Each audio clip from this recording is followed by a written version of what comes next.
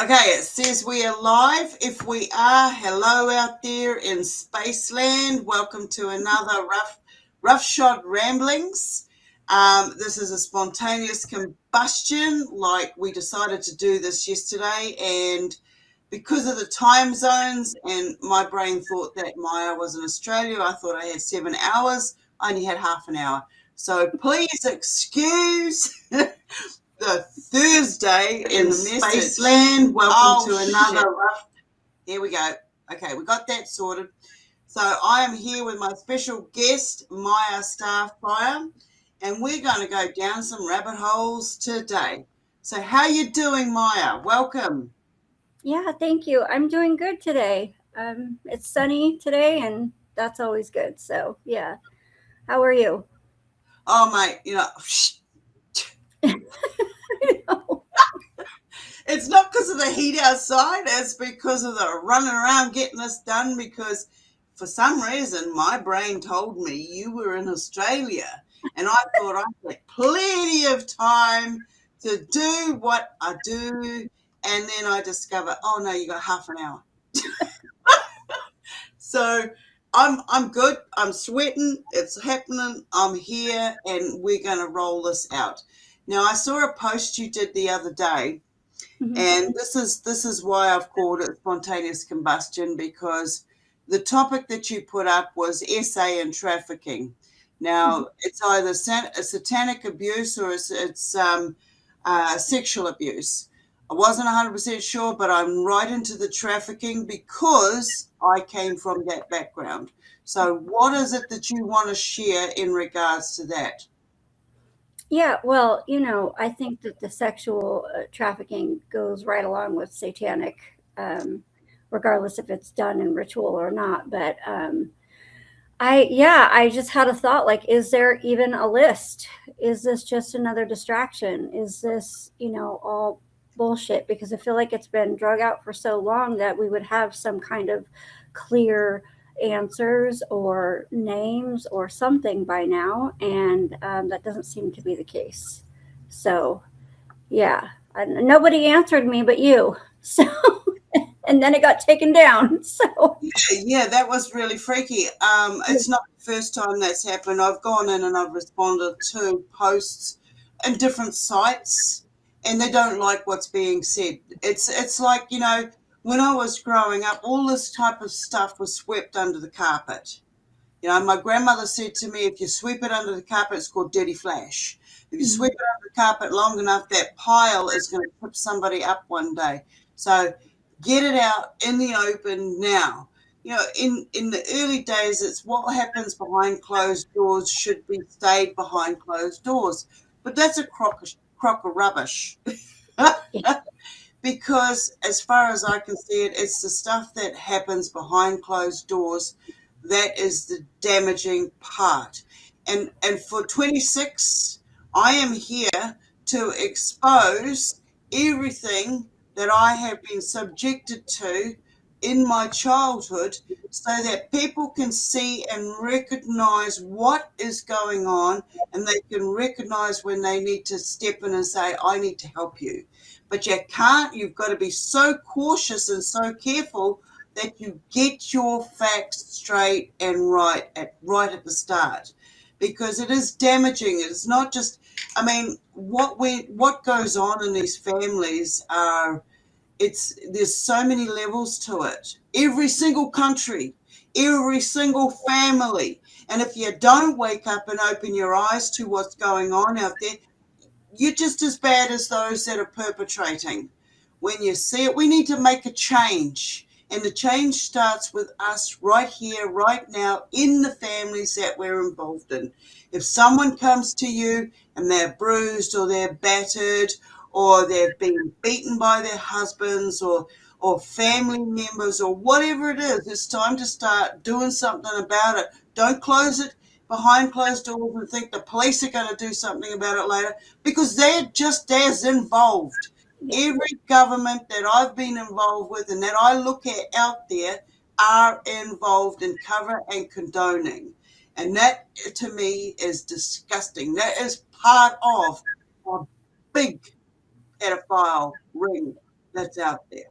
So when you wrote that message there, oh mate, you just drew me in. You triggered so many different areas because at the end of the day, I don't want to hear bullshit. I don't Right. want to hear lies and this and that and stuff from people pretending or thinking that they've been through these experiences. You know, SSP, I love you guys for what you're doing, coming out and speaking out, but tell the bloody truth because I'm a real experiencer in these areas and I can only hear bullshit. I watched a video you did just 7 months ago or something Mhm. about bullshit meter. Yeah. I Yeah. truly, truly loved it because when you've gone through these different sorts of experiences, your bullshit meter goes off the scale. You can hear it a mile away. You don't even have to spend 5 seconds with somebody before you know that the stuff that's coming out is just dribble. So, Yeah. I fire agree. away, girl, fire away. Welcome. Yeah. Yeah. This subject is not as extreme for me, but it definitely has run in my family.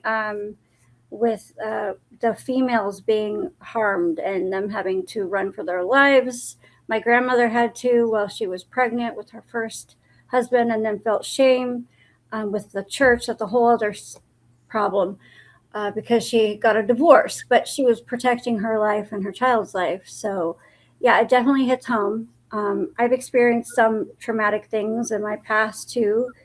Um, no trafficking, but personal stuff, and it is definitely a whole slew of what did I do to bring this on.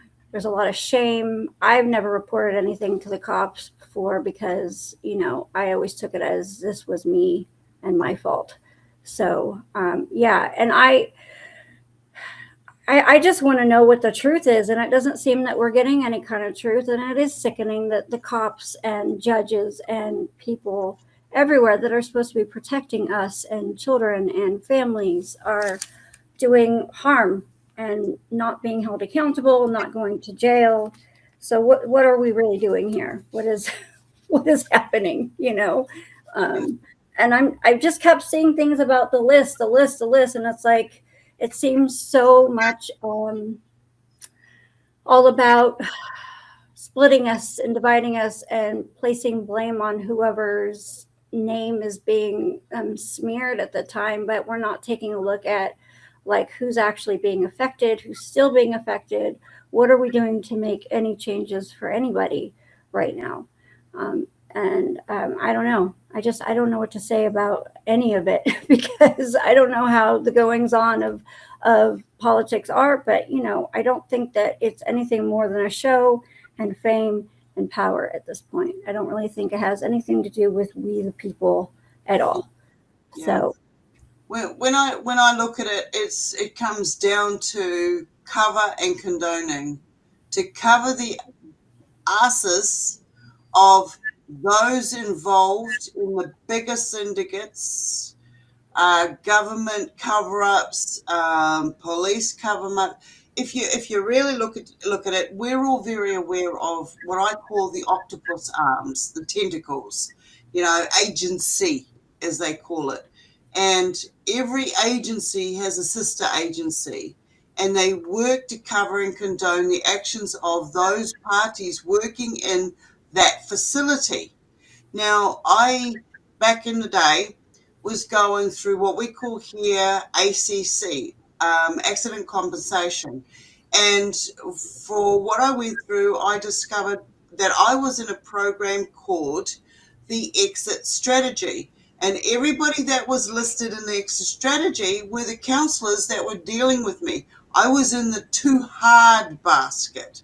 That meant that there were politicians, there were Masonic order, there was a pedophile ring, there was all of these different agencies of the government, both Australia, New Zealand, Fiji, and America and UK involved in what was going on in the child trafficking, the selling of children for sexual pornographic reasons, and so on and so on. And the meat market was very, very real. And it didn't just stop there, it also went into, I mean, I was not aware of all these different levels while I'm in it, experiencing it. And we're talking deep underground military bases, we're talking MK Ultra programming, Monarch programming. And I discovered later in my 40s that this was worldwide. This was worldwide, and every single level was connected to not just all these agencies, but also the experiences I was having that were interdimensional. You know, different beings being connected to different governments, such and such. And when I'm talking beings, I'm not just talking humans, okay? I'm talking multifaceted, multi leveled experiences going on.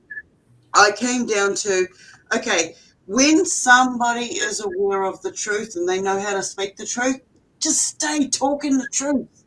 You don't have anything to hide when you speak 100% truth. For me, I say 99 because that 1%, I don't know fully who I am. And because I don't fully know who I am, I feel safe in putting that 1% out there saying there's that possibility, there's that possibility. So when I have that, I know that what I'm experiencing, there's always that other chance that something else could come in and change everything that I've experienced and seen, da da da da. Now, growing up, it was what's the short term exposure? What's the long-term exposure? What are the short and long-term effects? This doesn't just affect you who's experienced it, it affects everybody who is around you. So the first part, the first unit is you. Next, your family. Next, your families. And then it goes to government. Now, when you find out that your family and your families are connected to the governments and they're all trying to cover and condone, you start discovering they're working in these different agencies. So that when you start to speak out, they turn around and go, okay, well, she spoke. We got to shut her down. Quick, shut her down. And this is what the repetitive patterns showed themselves to me personally through my experiences.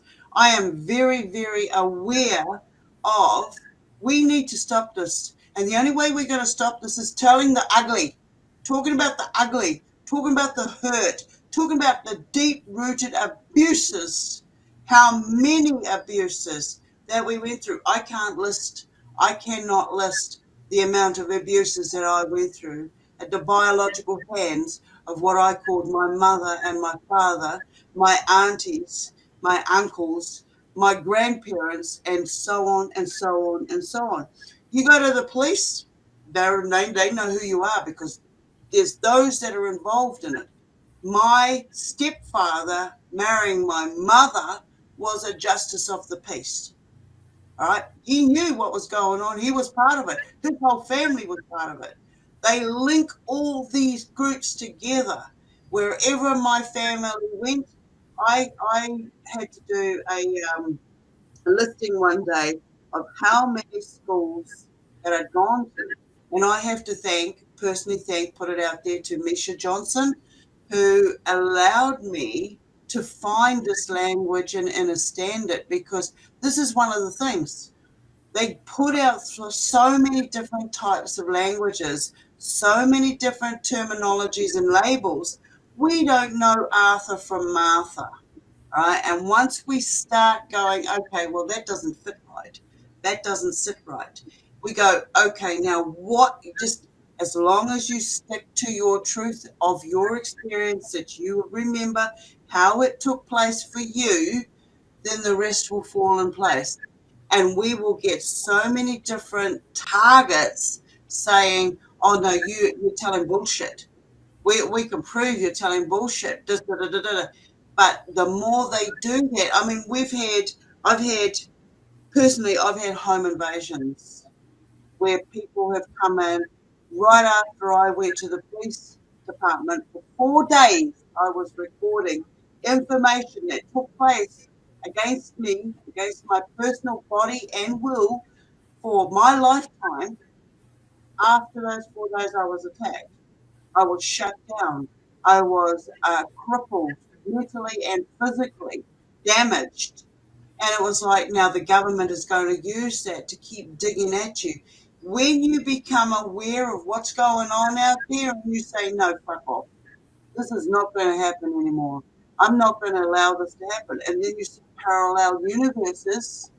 Like I went into an organization that I thought I was going to for support, for help. And this is how they get us. This is how they target us. They know our vulnerabilities. When you have to become strong enough to be able to recognize your vulnerabilities, your weaknesses, and turn around and say, hey, no, that's not working for me. I don't allow you to do that. And they do it over and over again.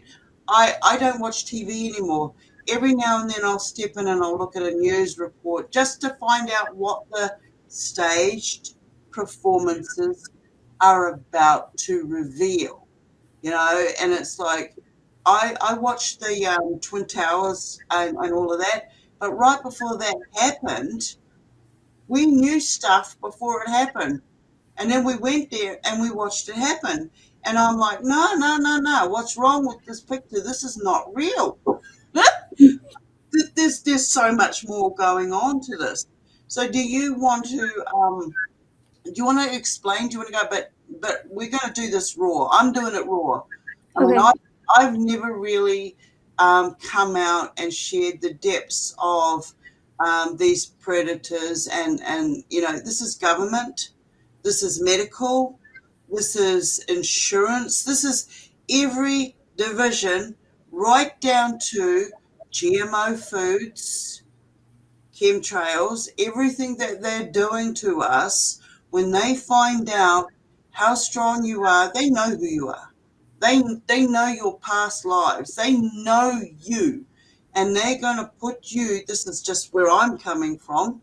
I mean, everybody can find a different, this is not set in stone, i.e., stone. Um, Everybody's experiences will come down to who do you care for? What is the programming? What can they use against you? How connected are you to your belief systems and your religions and all these are programs. These are all programs. When we can turn around and say, well, that doesn't work for me anymore, and spend 5 minutes in it and move on, they can't get you. They will throw harder and harder and harder material at you, and you turn around and say, adios, amigos, because you can see them for their true colors. And you'll see in some of my statements, wherever the rooms I go to, if somebody's talking bullshit and my bullshit radar is on, I'll say, boom toast. So, you know, tell me about your experiences. How deep do you want to go in this? I can be an open book as long as if people are sensitive, then we probably. I mean, I won't get too graphic, but my my sexual assaults happen at a very very young age, and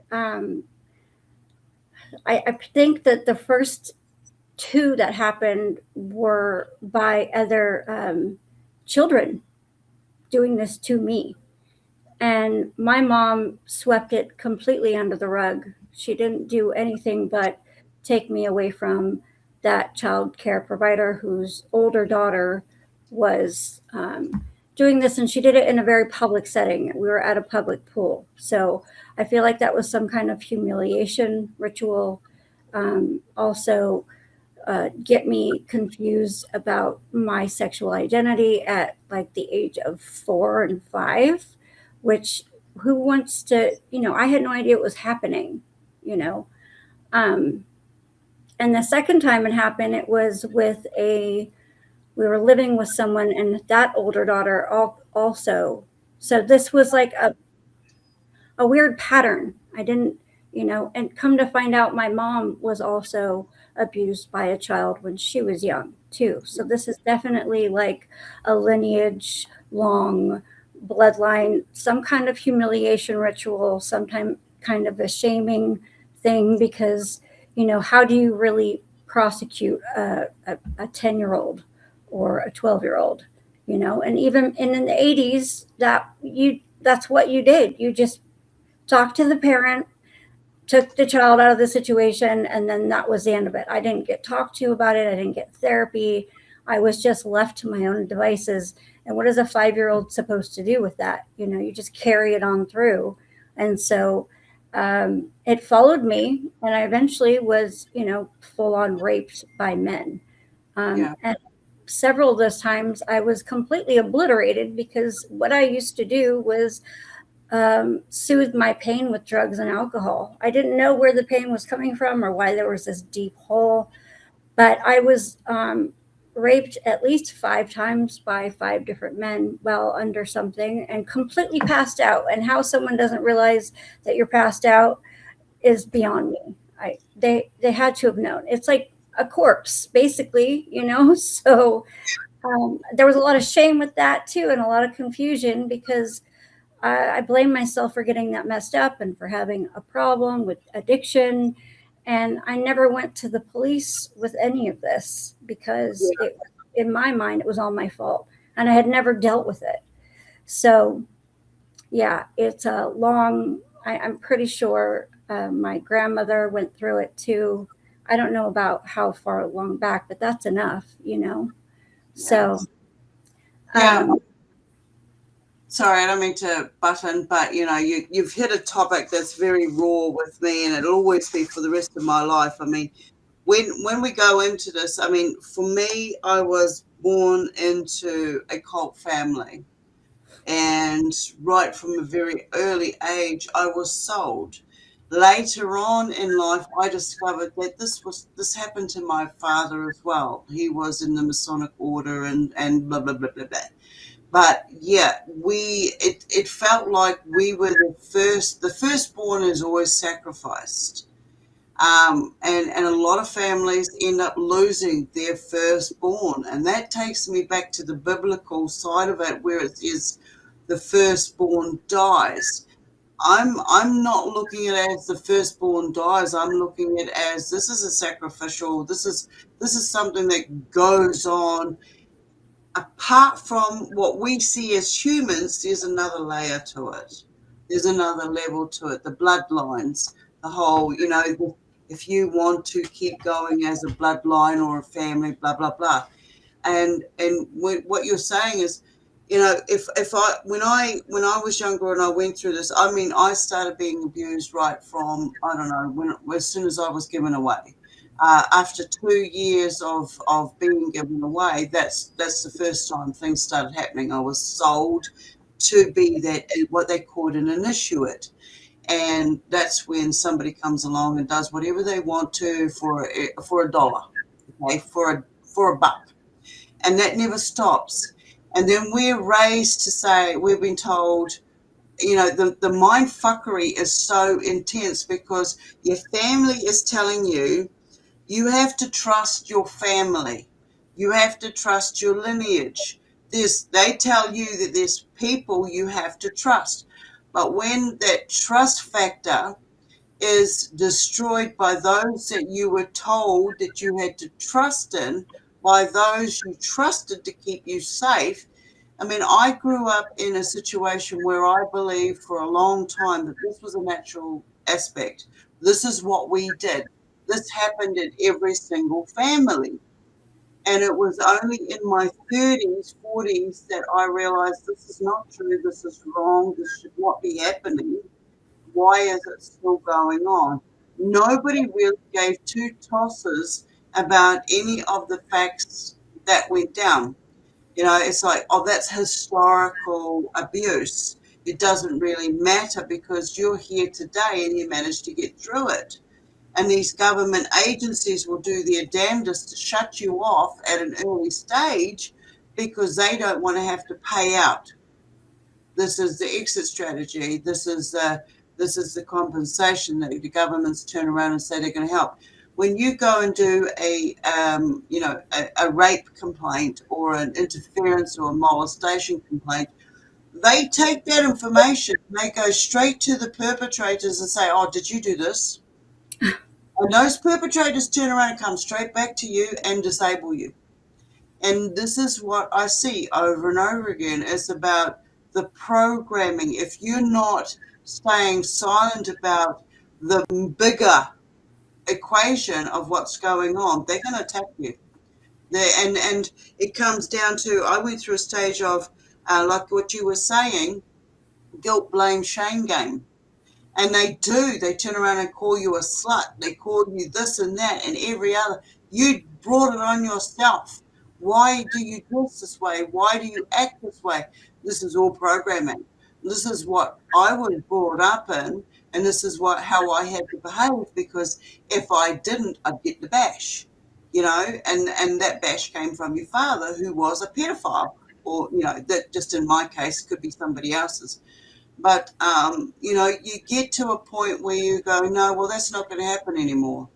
But it does. It keeps going on. When you can turn around, it happens in every organization. Every organization. It doesn't matter where you work. You're going to get some form of bullying, abuse, sexual harassment. We have to step into a place where we turn around and say, well, this is who I am, and these are my boundaries. These are my protocols. These are my power, my power. Don't break those boundaries, or whatever happens is your own fault, because I've warned you in the first place. The government agencies do not like us stepping forward and saying that this experience was wrong against me. You were there to protect me. You have not done so. You have not done your job. People of power do not like to be told they have not done their job in protecting anything. And it just continues on. So tell me, you were saying that this is a bloodline thing. Yeah. This is a bloodline thing. Mhm. So can you go through the short term and long term effects? Because people need to know what they are. Mine, for instance, were short term. Oh, it happens to everybody. Don't worry about it. Get over it. Move on. You're still alive. It was just a screw. Get over it. But it's not just that. Yeah. It is the essence itself. It's the connection. It's I am a female, and I count as much as my male counterpart. So if we are divine, this is an amazing experience as human beings to be here. And we need to be able to turn around and say, I don't like the way that you are treating me. This is what you are doing to me. So what are your short-term and long-term effects? How does it affect you personally? How do you manage psychologically to get through knowing that's never going to go? You're never going to be able to shake that shit out of your brain, Right. and to make sure that you don't bring it on to your children, and so on and so on. Short term was right away shame, guilt. Then it turned into addiction and depression and anxiety. Um, then it turned into, oddly enough, hypersexuality for some reason, because I felt like that's all I had to offer, that's all that mattered, and then that turned into my appearance is the first thing that matters, the only thing that matters. That came before anything, because all I had to offer was my sexual energy. Um, and so that then leads to depression and anxiety again, because you're never going to be perfect, and someone can very easily use that against you to hurt you. I do believe I had a lot of handlers put into my life to put me back into maybe not quite those situations, but make me feel small and oppressed and not in control of my body or my life or my soul, even at some points. I can't say that I had a husband that did actually rape me, but there was a point where I didn't want to, and it was pretty much forced upon me. It wasn't aggressive assault type of situation, but it was like, this is something I guess I have to do because I have a ring on my finger. So I guess that could be considered rape, because if you don't want to do something, you're being forced to by guilt or violence. It's still being forced. But the resolution I have today is I had to do some, deep looking at why I do the things I do. And there's some things that I still do that like. I still value my appearance way more than I probably should. And I think that all stems from that. But there's just a lot of like looking at why I'm doing the things I'm doing when I can catch myself doing it. Yeah.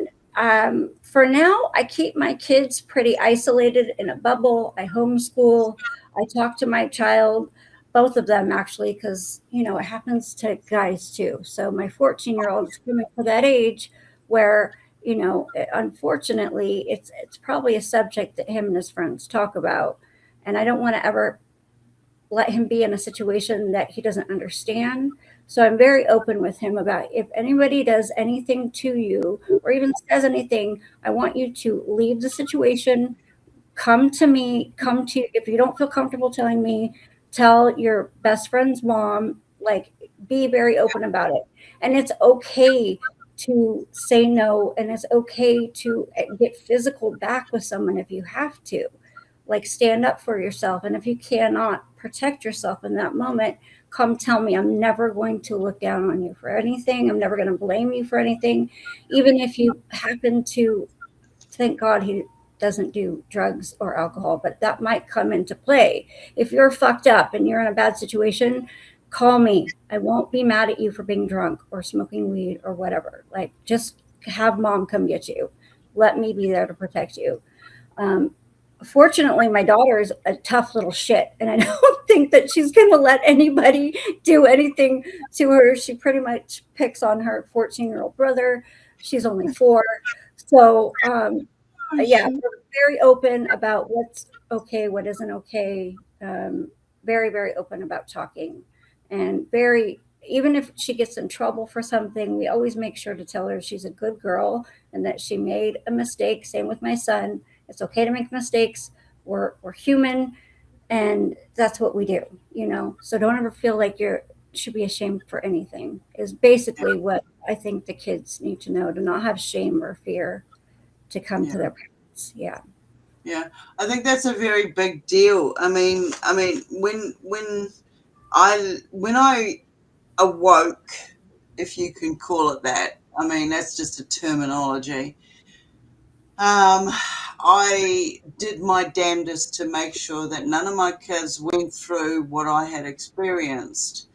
And it is extremely hard because you've got your teaching, your sharing, and you don't want to damage that child. You want to make sure that they're aware there's things that others out there that may try to do this in one way or another. And then you have the peer pressure.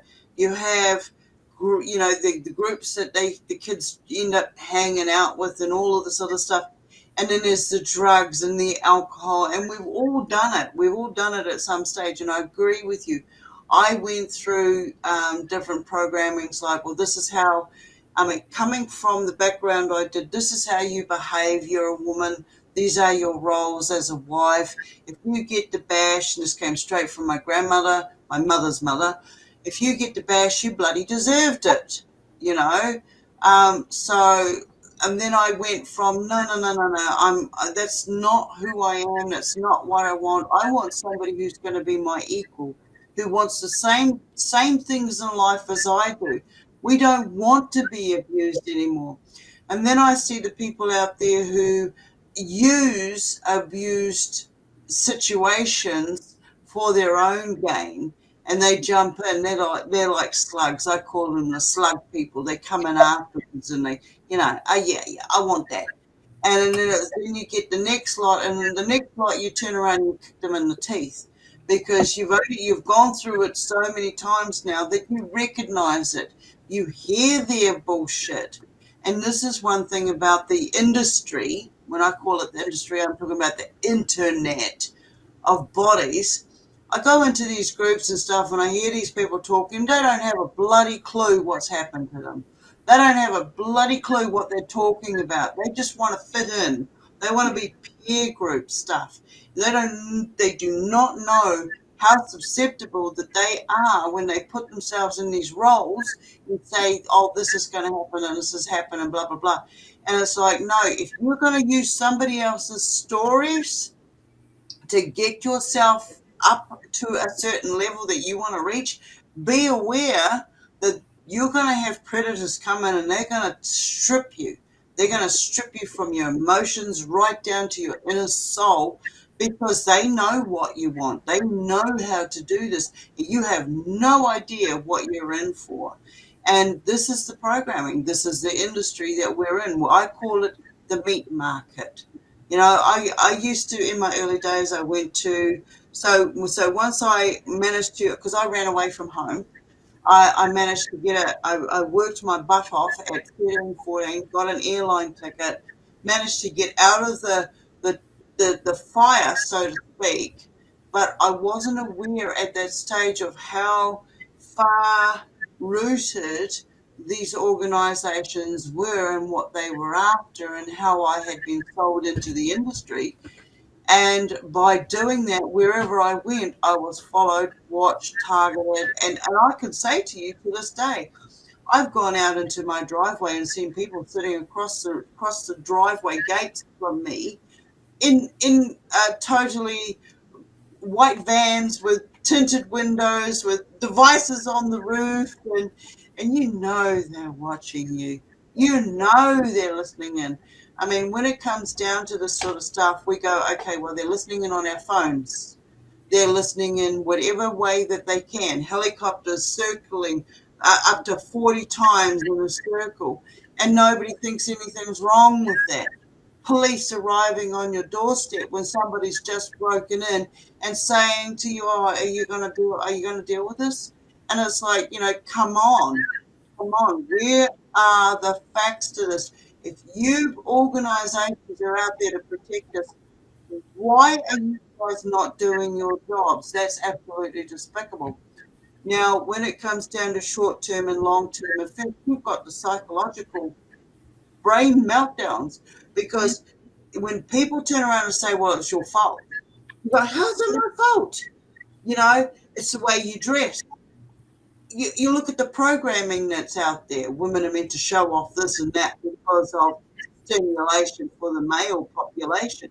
But, in saying that, I have to also say, in the industry that I was in, I saw just as many males being abused as females.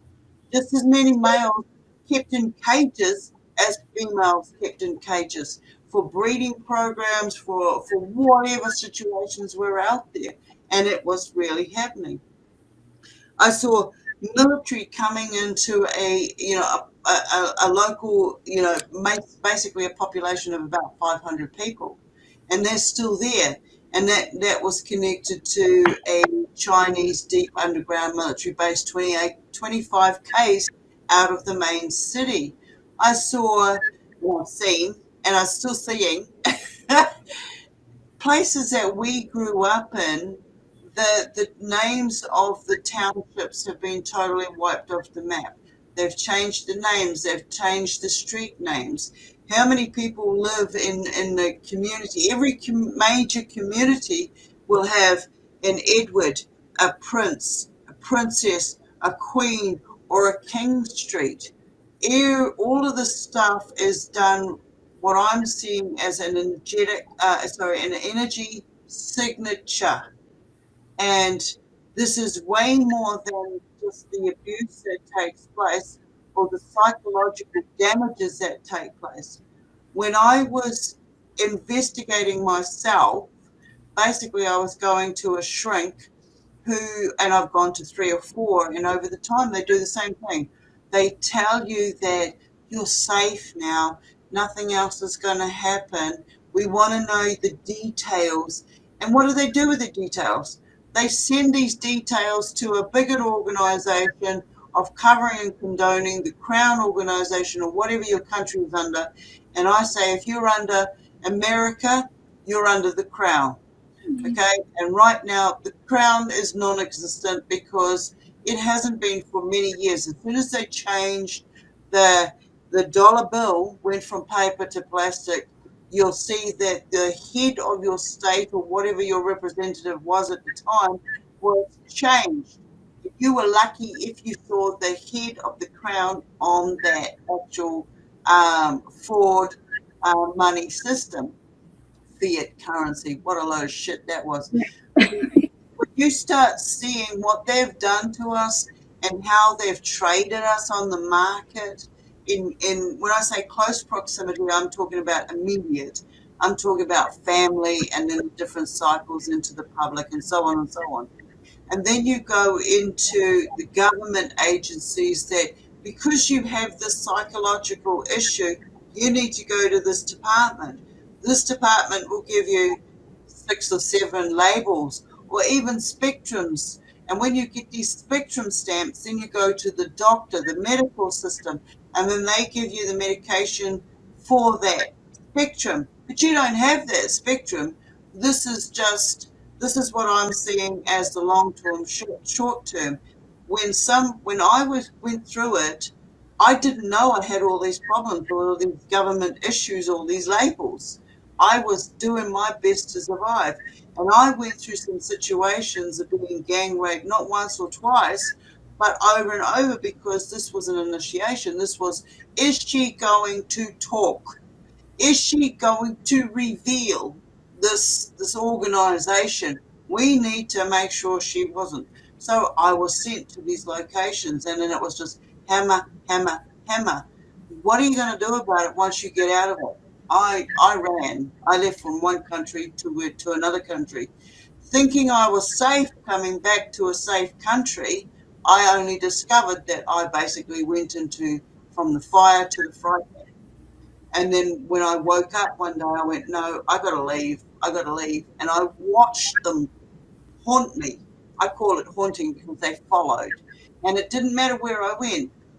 And this is what I'm saying now. Everything that they used against us as kids and did to us as kids, now they're doing to the masses out there, the MK Ultra, the different forms of programming.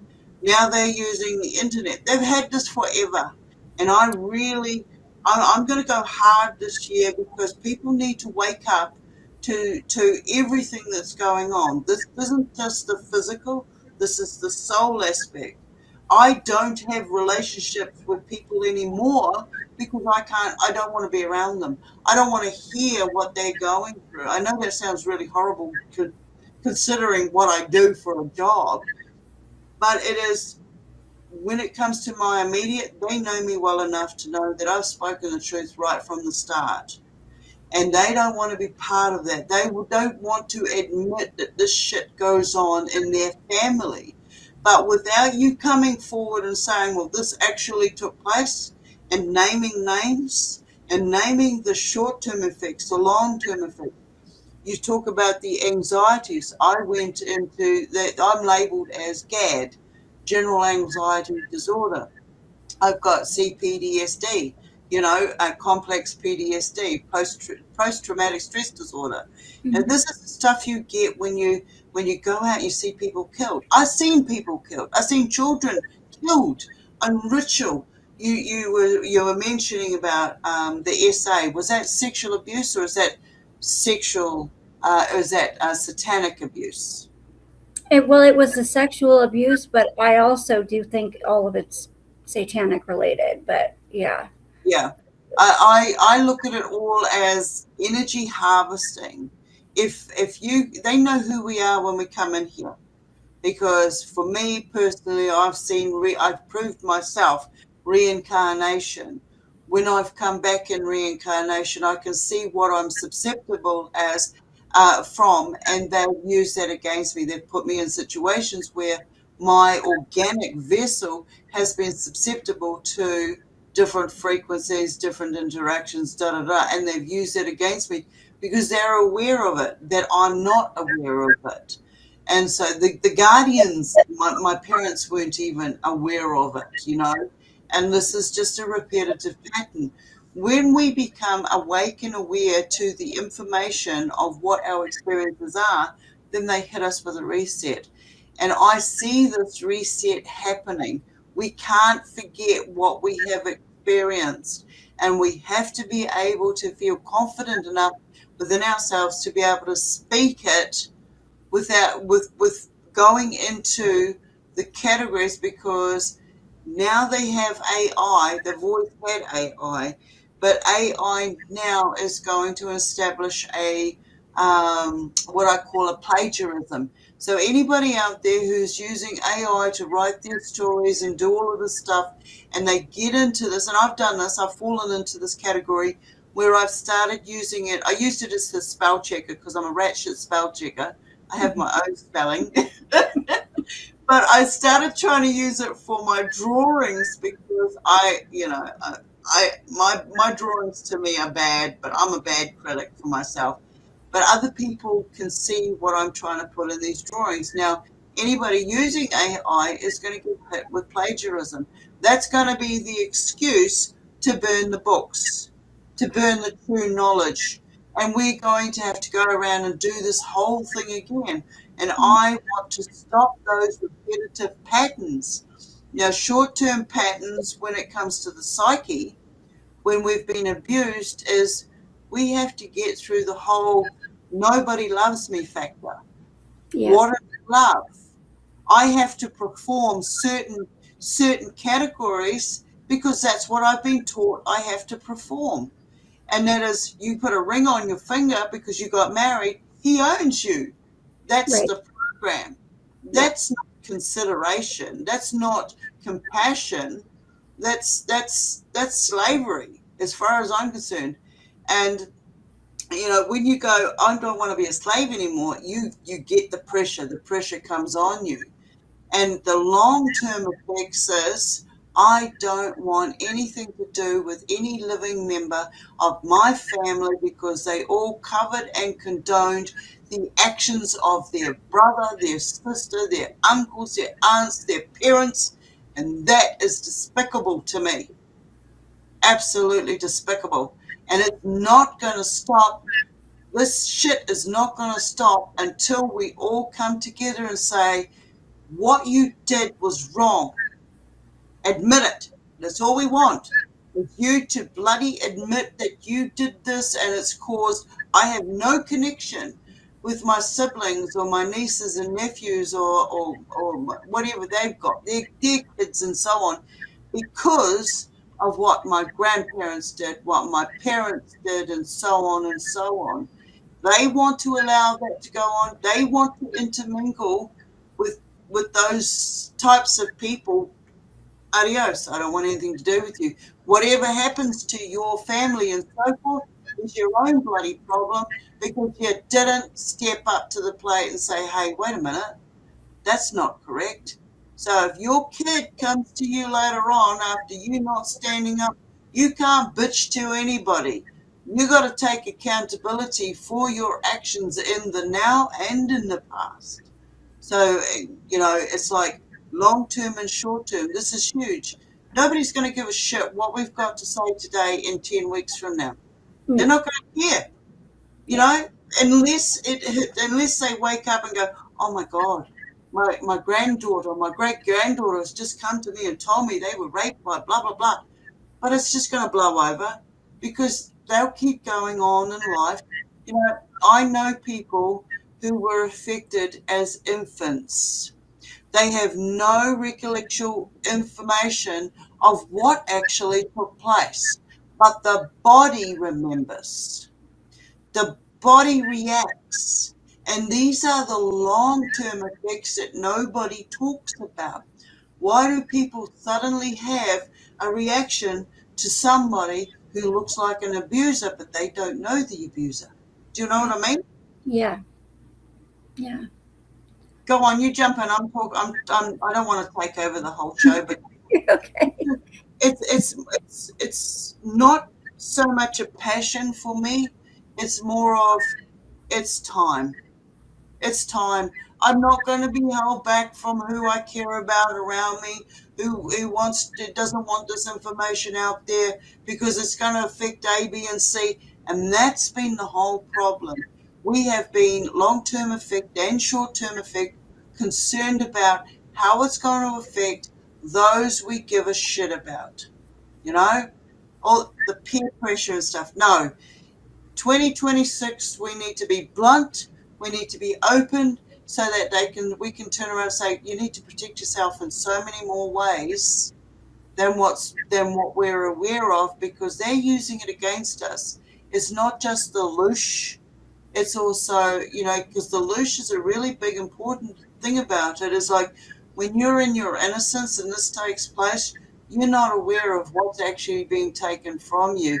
And this is aging us.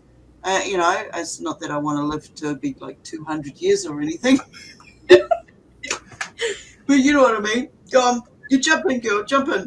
Yeah, I just wanted to mention that the sexualized programming, the making women feel like they have to be a certain way, it's like that. It's part of that tribal instinct too. They play off because back when we needed a man for protection, and the men needed us to take care of the children to prolong the generations, but we don't necessarily need that, but it's still that innate feeling inside of us like, oh, I have to perform so I can keep my protection. I feel like we need to realize that we can protect ourselves now. It's a whole different ball game. And what was the other thing I was going to say? I completely lost my thought. I'm so sorry. You said so much that I completely thought. I'm um, sorry. yeah, I'm so sorry. Yeah, that was just one of the things that stood out to me was like it's deep, all the deep programming. There's so much. Oh, the slavery, the what marriage slavery. That's one reason why I won't ever sign that paper again, because I feel like and it does take ownership, and even the woman can feel like she owns the man because you have this stupid piece of paper signed by somebody with a fucking robe that doesn't even remember who you are, and filed away somewhere. And then the whole process of getting a divorce is so messy and expensive. And, you don't ever know what's going to happen in the long end anymore because things change by a weekly rate at this point. So I feel like it's safer to just be like, you're going to be my mate forever and I love you, and that's all we need. We don't need a piece of fucking paper. We don't need another document from the government to hold us accountable for whatever the fuck they're going to hold us accountable for, taxes, numbers, whatever. So yeah, that's one of the reasons, because I did notice that happening when I did get married. Was it was like automatically, I own you, I can tell you what to do, and I fell for it. And then I also felt like I owned him and his actions, what he did and said. And that's not a healthy relationship. That's not a companion you want to live and then eventually die with. That's corporation, right? Yeah, And that's just another birth certificate. I feel like it's just another certificate for the corporate whatever in the whatever spectrum to have another title of you and now this other person. So yeah. yeah, I agree with you on that. It's like when we do fall for it, and I've done it, you get it's a stigma. It's a stigma. You are Mrs. You are, what's your surname? It's not surname. It's sire name. Who sired you? And Right. now you've moved into the new sire's name. To me, that's slavery. I don't want to be owned by my partner. It has to be an an equal adventure. We're doing this together. And I say every year in any kind of relationship, whether it's business, whether it's personal, whatever it is every year or even every 6 months, as soon as you feel that if you're giving 50-50% equal consideration, because you're both here having these experiences, one can't be monitorizing over the experience than the other one. And when you go, okay, well, what do you want from this year of our connection? I want to be in this connection with you because it works for me. You bring a certain amount of energy, a certain amount of understanding. You hear me like nobody else does. And you have to be able to allow yourself to get through the shit to be able to find that inner personality of each party. And when that connects, then you start working, okay, well, this is a partnership. This is a partnership. And this is the experiences we want to get from it. And you share it that way. This is what I call, I don't even like the word marriage because it's all corporation. Everything is corporation through the church, through the religions, through everything. They're taking accountability. Oh, well, these are what you're going to sire from this relationship. But at the end of the day, none of us really truly know what our ancestry is. They've got all these different programs out there like Ancestry.com and Genie fucking ology and all of this other stuff. But at the end of the day, none of us actually truly know where we come, where our parents come from, where their parents come from, because there's so many resets and so many what I call cabbage patch tolls. These are what I call genetically modified and engineered humans that get put into wartime families or orphanage families and so on. We don't know where we truly come from. And until we start admitting the truth to ourselves and to our families, then we're going to continue living in this corporation lie. This is a corporate lie. Well, it's corporation, it's corpus. Okay, this is a dead lie. This is your straw man identity. When you're born into a family and your family aren't aware that when you sign a birth certificate for someone, you're actually selling your child to the corporation being that of the state. I mean, if you're not aware of what I'm talking about, go out there and have a little look at straw man identity. It may be another one of these sideline distractions. But until we can recognize all the programs that they're using against us, we're not going to be able to get the full picture. They give us little bits and pieces so we can continue going on with this. And it's at the end of the day, how many of us are still stuck in Stockholm syndrome? We can turn around and say, well, I'm having this experience. I'm experiencing all these visions. And then these visions take place. I can see all these different beings. Can you see them? If you can't see them, this is what I can show you to see them. Don't tell me I'm crazy because I can see them and you can't, because I can accept the fact that you like such and such for dinner and I'm happy to go and make it. But can you make it for yourself? Can you make it for me? Can you share the same input? And when you can't, you've got to go, okay, well, I need to re-examine. I don't like anything to do with marriage. Marriage is a government, corporation, institution. And these institutions don't work out how many people are getting divorced because they feel like as soon as you can have a really good relationship with someone for years and years and years, and then you decide, well, we better make it legal. We better go and make it legal because we're going to have kids and these kids got to have a legal name, blah, blah, blah, blah, blah, blah, blah.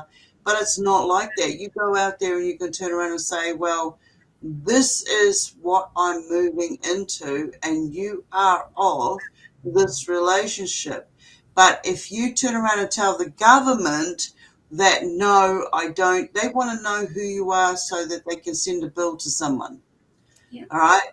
Anything you do as a female in a marriage goes to the husband. And the husband comes back and tells you, you can't behave this way. You can't do this. You can't do that. You're affecting my family. It's like, what about mine? What about my family? And to me, it's what is corporation? What is your relationship? What are the areas that speak out and say to you that it's not equal? When you feel that it's not equal and you can't communicate with your partner or whomever you're in that relationship with, then it's not a relationship. It's not a relationship. It has to be, to me anyway, 50-50. If you're going to go and do something that's going to not just affect you, is going to affect your partner. It's going to affect your children. It's going to affect different circles when these children interact. One of the things my grandmother said was, be very careful with what you name your child. And she wasn't talking about the first name. She was telling me on her little code messaging that it's about the surname, the sire name. It's not a surname, it's bullshit. It's a sire name. Where were you sired from? And this comes back into the bloodlines. There's way more going on to the equations that are out there than just getting into a relationship with someone, getting pregnant, getting knocked up, having a child, getting married, and being in that relationship. These don't work. These don't work out. You've got to have, from what I've seen, and this is all speculation, at least 3 relationships before you get into a solid one, before you know exactly what you're looking for, what works for you, what doesn't work for you. And we all make that. I know the people that I'm aware of make that mistake of going, okay, well, this is what I got to have. I got to have this picket fence. I got to have this 2.3 children. What the fuck, 2.3 children? What does that mean? And a dog and a cat, and it's all rubbish. Yeah. It's programs. Yeah. If you've ever been raped, you've got to go and expose yourself to being raped. You got to lie on that table. You got to spread your legs. You got to let people do this an invasive investigation to see who raped you. That's to me, that's rape as well. That's part of it. Anybody who sticks any fingers anywhere or touches you in any way or says anything to you that is not cohesive to your wellness, your moving forward, progressing, that's abuse. That's abuse. I have to turn the computer off. I don't watch TV anymore, but every now and then I will hit onto the news to see what the games are at foot. Because we're in such a performance that is out there. And if we get caught up in being abused, whether it's once, 100 times, how many ever times, to psychologically mess with us, balance us, be able to use it further on down the track, then they won. And to me, that's not going to work. We have to be on our guard 24/7, even with those closest to us. We have to re-examine what is working for us, and the minute it's not, if you can't speak out to those that are your partner who's doing this journey, this adventure with you, then it ain't going to work. It is not going to work for you. So, yeah, I don't know if I went off track or not. I always go off track. So, It's okay. this is the whole. Yeah. I was going to bring it back to the name. Why the women had to take on the men's name. It feels like more oppression for feminine and suppression of any kind of divine feminine. Because why don't you take my name? Why don't we just keep our fucking names? Why don't we morph our names? I don't know. There's so many different things could have fucking happened there. Yeah, I never liked that. And I'm pretty sure that everything that's ever happened to me and everything I've chosen to do or was laid in front of me for me to choose was for me to lose myself or my life. Like, I'm pretty sure they thought I would have done myself off or lost my goddamn mind. Or gotten so guilty that I would just be completely programmed into the whole, all of it, the matrix, the programs, everything, like become like a walking drone that just agrees with everything. But that was never going to work for me. I think that they knew that was never going to work, no matter how bad I messed up. I was always going to do what I felt my soul needed to do. So, but I do think that they saw me offing myself or overdosing or something, for sure. So how's that happened? How's that worked for you? I mean, I know in my earlier days, and it's sad to say this, but where we come from and what we go through. Yeah, I've tried to do that as well. And I got to the conclusion that, I was a coward. Everybody called me a coward for trying to off myself. But I had so much stuff up here that I couldn't analyze. It didn't work with me. Nobody could help me with. And when the small little trigger came up, I'd lost a kid, I lost a couple of kids, and I was at my wits' end. I couldn't handle being constantly treated in forms of abuse, constant over and over again. And I did every possible thing I could not to be abused. What was I doing wrong? One of the messages that always stuck with me is, I brought you into this world, I can take you out. You're never going to amount to anything, just be somebody's good wife. The only job you're ever going to get is work in a supermarket or a dairy, stacking shelves. That's all you're ever going to be good for. And I found myself always trying to prove that I was better than that. And this is where one of the problems comes in, is we try to prove to those that apparently we care for or have a position of authority for, that we're going to be something better. We're not going to be all of the stuff that these people just shut us down to be. Okay, now I'm just going to try to figure out how to stop this from going across the screen. But yeah, it's like, no, we don't need this anymore. There's more to us, and we have to learn to respect ourselves so that this stops happening. Yeah. I I mean, with agree. the surname, the sire name, that comes from a corporation. They want to know, okay, if it's not going to work out and the government's going to give you X amount of dollars to make sure they support this family to rise again because they're wards of the state. But they don't tell you that you can also um, inherit. You can also inherit stuff. Okay, you jump in for a minute. I've got to try to stop this thing from going Okay. across the screen. Yeah, I that statement you made about you're never going to amount to anything. I don't know how that became such a widely common used term, because that was used on me by my parents. They literally came up to me one day when I was, I think, 16 or 17, and we're not going to help you go to college. We don't believe that you can do it. We don't have faith that you'll actually graduate. We think that it's going to be a waste of money.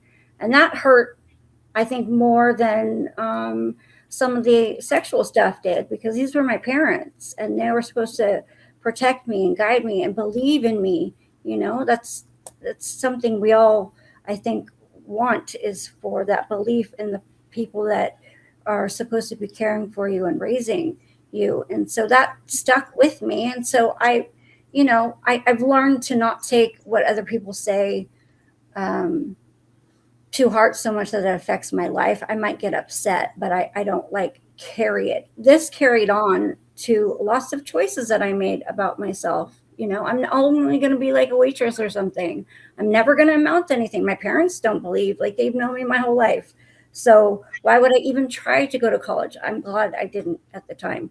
But, at the time in the 80s, that was the thing, or the 90s, that was the thing to do, right? But it was disheartening, and I still, to this day, even though I know the things I know and have done the work I do, I still to this day try to prove to my mom that I'm a good person, because I Yeah, have so much guilt and shame from the damn trauma she put on me in the first place.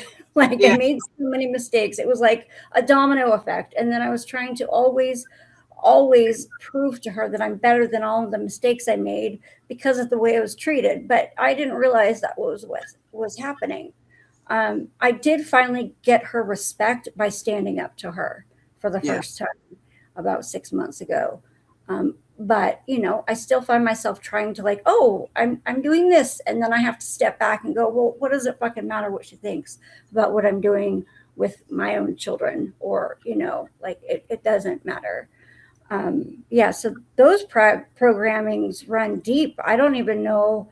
how it got so widely used, especially because I know that my grandma probably said it to my aunt because my aunt was the black sheep at the time.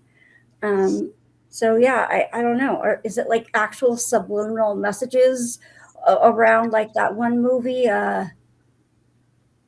They Live? Oh yeah, yeah, yep, yep. Like, is that? I look at some of the billboards, like, what does that actually say? Obey. Yeah, Yeah, yeah, yeah. That's the biggest one that steps out is obey, yeah. consume. Consume. Yeah, Yeah, yeah, and it is absolutely like that. It's like, okay, you have to. We're taught to respect our elders, speak when spoken to, be seen but not heard. And this sort of behaviour, and that's what I put into the category of the meat market. That's sale. That's a sale of goods, and it's I see where they came from, but that doesn't mean that I have to follow suit. I can turn around and say no, that doesn't work for me. And at one stage, while my both my grandmother and my mother were still alive, I turned around and said, no, I don't like what you did. You did not stick up for me. You knew what was going on, and you even accepted payment. And you need to be, admit that to me, that that's what you did to me, because you didn't do it to the rest of my siblings, so why did you do it to me? And it's like, no, I'm not gonna play suit. You're not gonna have anything to do with my offspring, because I don't want them to go through what I went through.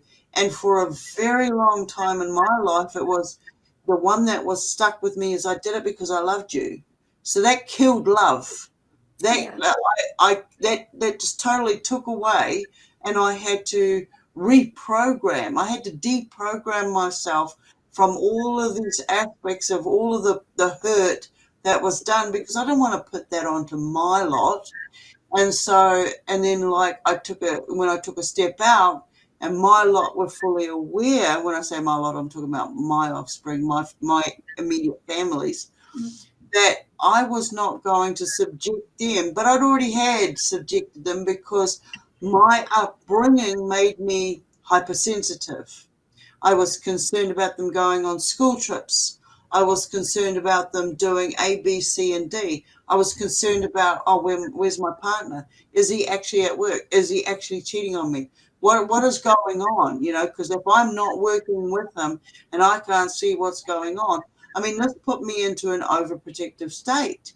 And so I wasn't living for me. I was living for everything else that I was seeing going on. And it happened over and over again. I was, my partners, ex-partners, cheated on me, and I knew. I just knew. And it was like, well, I'm being honest, and I'm clean, and I'm looking after everybody, and you're going out there and doing that, then what am I doing wrong? Because, and then it was like, well, this is just what happens. You have to allow this. You have to let this just go, because this is how it is for males. And I'm like, what a crock of shit, excuse my French. But if I'm putting in my 100% to build this relationship and make it work and make us grow and go the places we want to go, then, and you're doing that, then you're sabotaging what we've got. Why should I have to be the only one having to deal with this? Because I have to pick the pieces up if we separate, and I've got to take care of the children. I can't just give you the kids, because if you're already out there doing that, then what the are you going to do to them? And it was like, this was a constant, because the programming is, we're the mothers, we're the caregivers. We are also the protectors of those children. And at the end of the day was, well, they're now adults. They can do whatever they want. They know what they're up to. Adios. It doesn't mean that I don't give a shit. It just means I do not have to. One day we wake up and we say, we no longer have to be the victims. We say no to that. That does not work in our best interests. So then you go, you look for those that work in your best interests. And 9 out of 10 times it comes down to what is your participation in this? My mother wasn't there for me, she was there for herself. My father wasn't there, he was there for the dollar. My grandparents weren't there because they were in old school programming. And then you go into the education system. The education system tells you this is how it is, this is the information you need to go and get a job. But it's not updated. When they're now telling us every kid in every home and every school has their own cell phone, I remember a day back in the day when we were at school, mate, and it was like we would be, they brought in calculators. And it was like, Right. no, oh no, everybody's got a calculator except for you and me. You know? And it's like, you're behind. You're the poor family now because you don't have a calculator. And then Right. it went to computers, and then it went to cell phones, and it's like, come on, what's the next thing? You lose all your living rights as a living individual. You're the one having the experience, but you're now being governed by technology, AI, artificial intelligence. That artificial intelligence cannot tell us how we feel having a living experience, whether it's whether it's rape, whether it's gang rape, whatever it is, whatever the abuse form that comes in, AI cannot register that as a feeling state because it has none. It cannot recognize what we're physically going through, what we're mentally going through. It's only going by the input that we put into it. So tomorrow I'll sit down, I'll write up, da, da, da, da, da, da, da. This is what happened to me. These are my feeling states. You put it out there, wherever you put it, AI is going to see it, feel it, sense it. It's not really a feeling state, it's an artificial feeling state. So when they come back, oh, we relate to what you're saying. We know, oh, we can, we feel sorry for you. That is just another perpetration of what we've already experienced.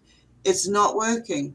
I went into a show just recently and I'm really disgusted by it. So disgusted that I have no intention of ever going back. Mm.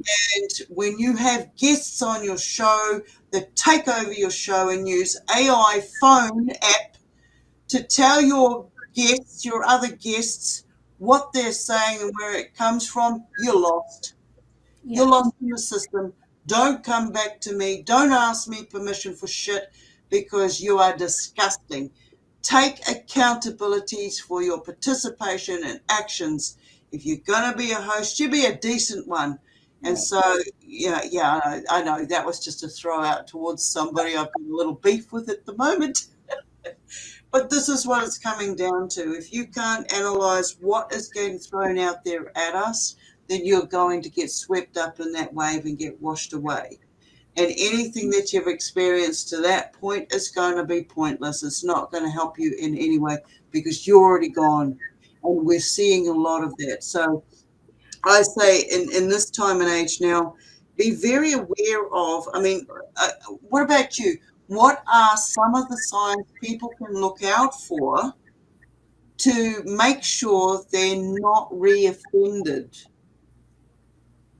Reoffended? Is that what you said? I'm sorry, you correct. Yes, By abuse? Is that what you're referring to? I got.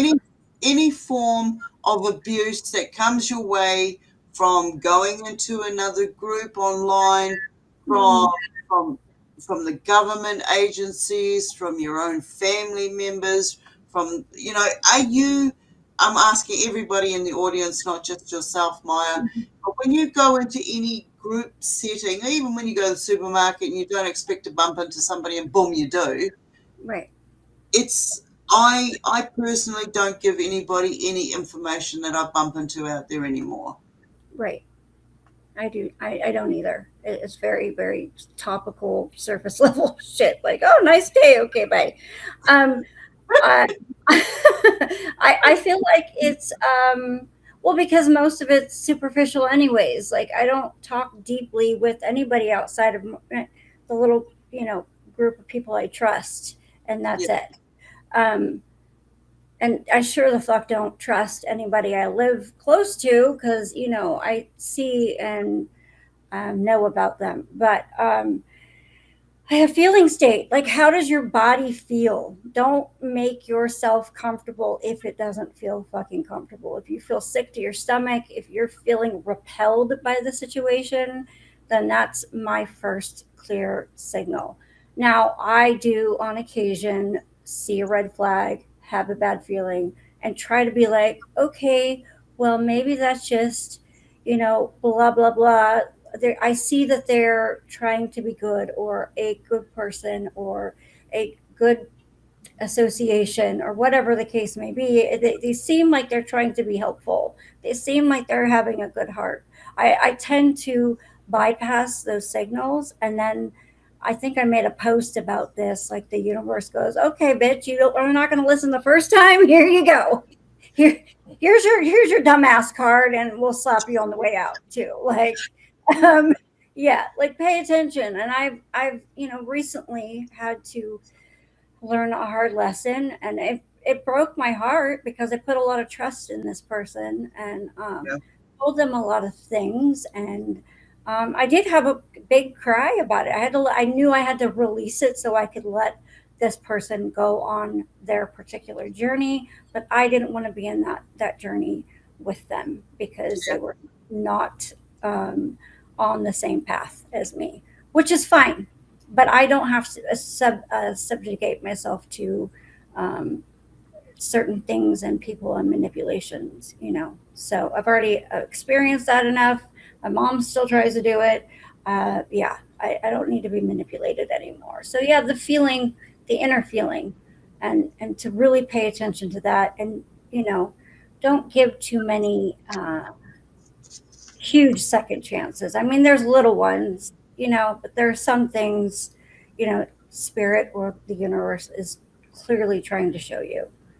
So, So how would you tell the audience to, the newcomers? I know that everybody that's in our group right and watching us right now, and thank you everybody who's come in and is sharing this with us because yeah, I know you lot get it. I know you lot get it because you wouldn't be here otherwise if you didn't, and you're hanging out. So how would you tell those newcomers how to watch out and what is manipulation? um, wow, that's a big question. Oh Um, yeah. well, I do. I feel like a lot of us, because I went through it, coming into this community topics. I don't even know. I guess it's a community.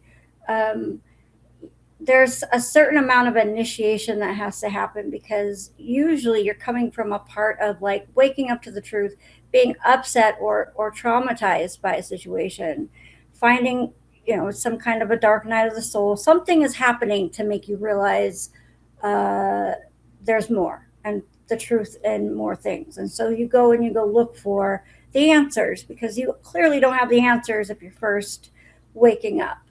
And so all the glitz and rainbows and lovey-doveys, they feel good. It's like, oh, finally I can feel good and safe in this idea or perception or concept or people, and they all come off very nice and well-meaning. And Yeah. um, there's a lot of talking you into things that don't sound good at first, like, oh, it costs this much because I'm having to blah blah blah, when really you're getting ripped off by a con artist. But anyways, Yeah. um, there is a bit of initiation, and I would tell people to look for the ones who are asking the hard questions or saying the hard truths, especially if you have no idea that there are slime balls everywhere. Because I didn't.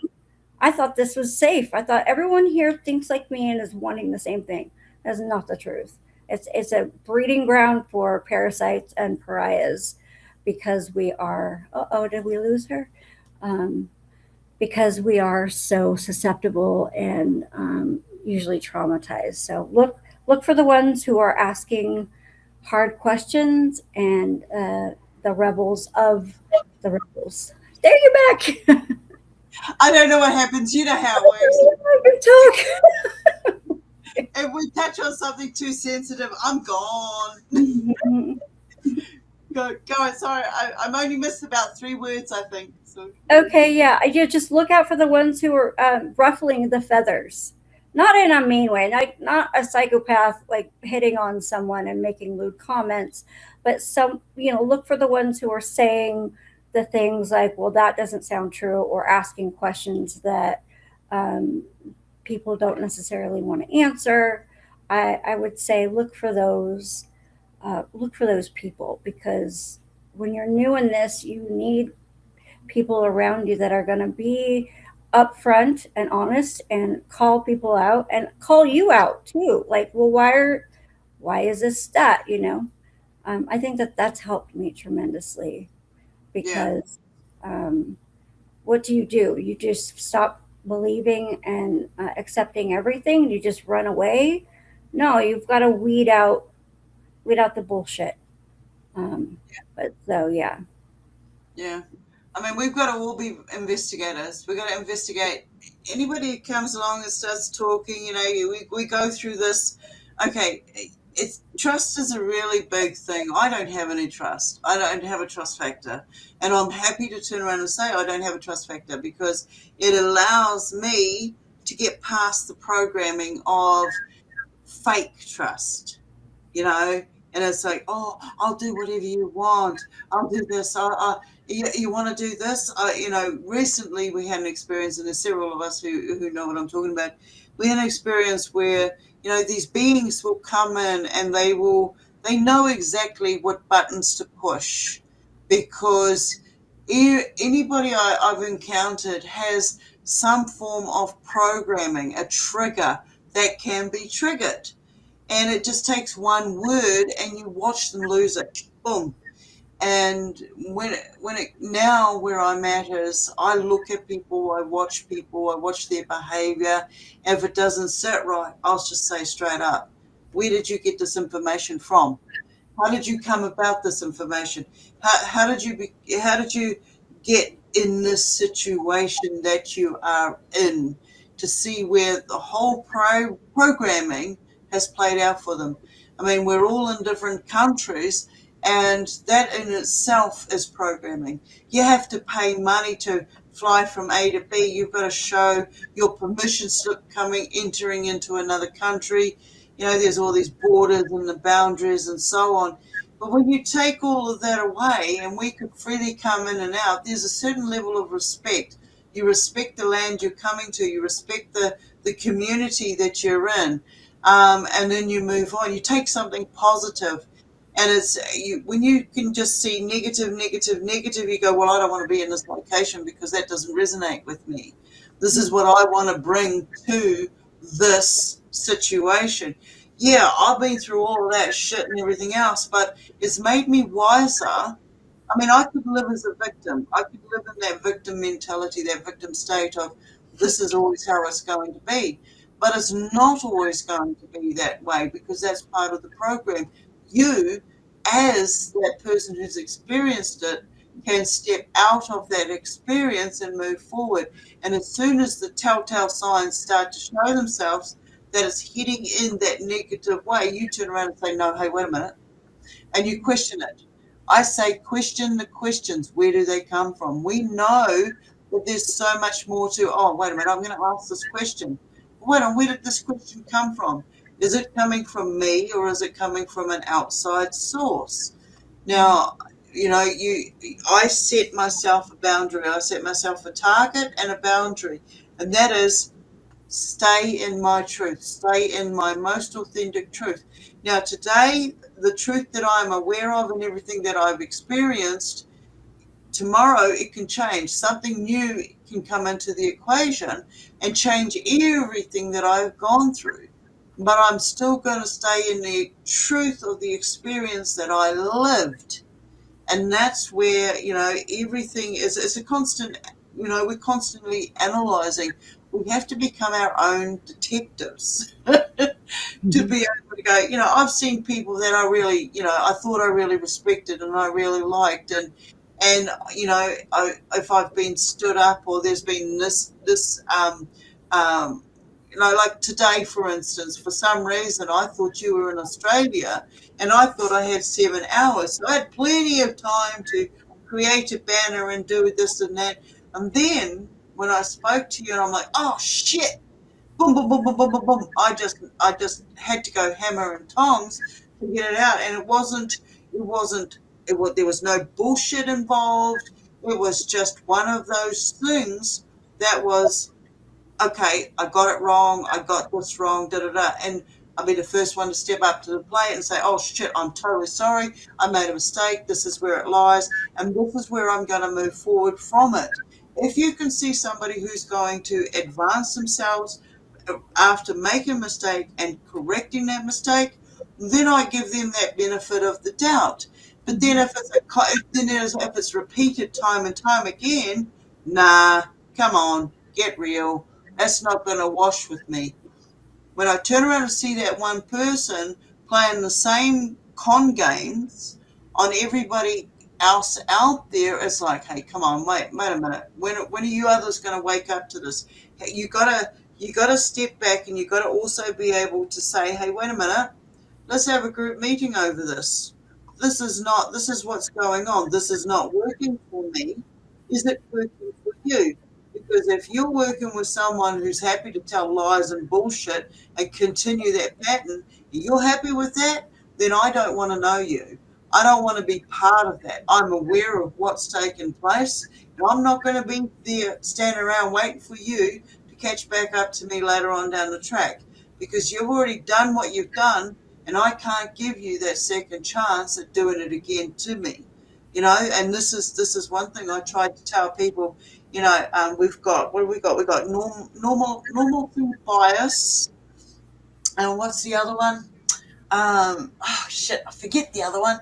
I don't know why, but I forget it very easily. But it comes down to, we have to be able to say what works for us and what doesn't work for us. And I for one will question even a shopkeeper. Why did you charge me this much when the stamp over here says this much? And if they turn around and I have actually gone into dairies or supermarkets, or whatever you call them, wherever you are, and bought something with someone, and I've watched the other person get ripped off. And I have had to say to the tiller, the shopkeeper, why did you charge them that when this is what's here? And there's a whole queue, and I'm one of these troublemakers. I will call it out. I will say, hey, wait a minute, show me the receipt. Look at your receipts, because we're being charged for stuff that we're not even aware we're paying for. So do look at it. Look at everything. You got to look at your packaging to see what foods they're putting into us, because we're being poisoned. We're being shaped and poisoned and fattened. We've had the jibby jabbies. I call it jungle juice, Mhm. and it's changing us. It's putting us into a synthetic system that the living organisms will not be able to cope with. So once you've gone through all of their experiments, and I say this with the psychological aspect of whatever forms of trauma you have gone through, and it can go from watching somebody being killed to killing somebody, to depending on who, if you're working for the government and you're in the army and you have to go and kill the enemy. And these are programs that we have been led into believing our forefathers did this, and we're standing up protecting the people of our country, but the country's not standing up and protecting us. The leaders, not naming names, will go out there and shoot other continents and say, oh, they've now picked somebody up, but it's actually a form of kidnapping. But who's going to turn around and do something about that? That's just another form of trafficking. This is government trafficking, government staged trafficking. And we have to be aware of what's right in front of us. I'm a no mercy. I take no prisoners. If you wrong me, that's it. You're out. Just piss off. I don't want anything to do with you.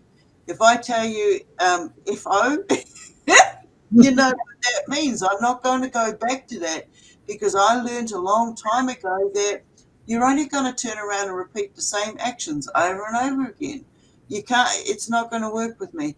You stand in your true, authentic self and allow that 1% of, you don't know yourself 100%, you allow yourself that 1% so that if something comes up and you believed it wholeheartedly, and then you see that it's not wholeheartedly, you admit it and you make the proper changes so that you can move forward. But if you don't admit it, you don't move forward, and you're going to turn around and blame everybody else, you're going to use transferable anger on others.